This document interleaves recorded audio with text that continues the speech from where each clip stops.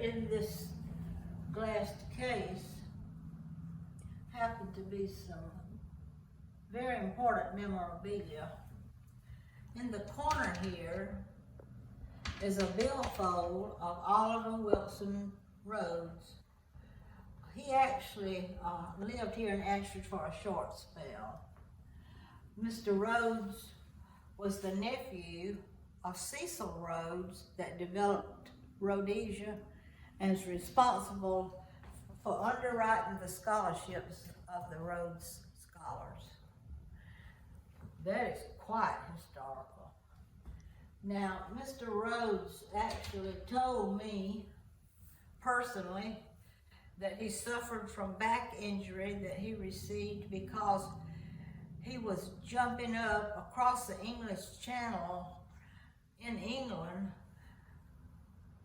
pulling down the propellers of bombers.